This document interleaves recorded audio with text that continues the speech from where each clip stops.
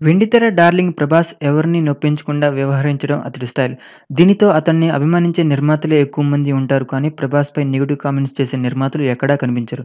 అయితే ఈ వ్యవహార శైలికి భిన్నంగా 'ప్రభాస్' కొద్ది రోజుల క్రితం ముంబైలో తనను కలవడానికి ప్రయత్నించిన బాలీవుడ్ నిర్మాతలతో ప్రవర్తించాడన్న కామెంట్స్ వినపడుతున్నాయి. వివరాల్లోకి వెళితే హైదరాబాద్‌లో 'బాహుబలి 2' ట్రైలర్ లాంచ్ చేసిన తర్వాత 'ప్రభాస్' రాజమౌళితో కలిసి ముంబై వెళ్లి అక్కడ 'బాహుబలి 2' హిందీ ట్రైలర్‌ను లాంచ్ చేశాడు. అయితే అక్కడ అతన్ని కలవడానికి ప్రయత్నించిన చాలామంది బాలీవుడ్ నిర్మాతలకు 'ప్రభాస్' సున్నితంగా తాను మళ్ళీ ముంబై వస్తాను అంటూ చెప్పి జారుకున్నట్లు టాక్. దీనికి తోడు టాలీవుడ్‌కు సంబంధించిన ప్రముఖ నిర్మాతలు దిల్ రాజు, ఎన్‌వి ప్రసాద్, ఎస్ రాధాకృష్ణ, మైత్రి మూవీస్ లాంటి ఎందరో ప్రముఖ నిర్మాతలు గత కొంతకాలంగా 'ప్రభాస్‌ను కలిసి తమ తదుపరి సినిమాకు బుక్ చేసుకోవాలని ప్రయత్నిస్తున్నా 'ప్రభాస్' ఎవరికీ అందకుండా చాలా వ్యూహాత్మకంగా వ్యవహరిస్తున్నట్లు వార్తలు వస్తున్నాయి.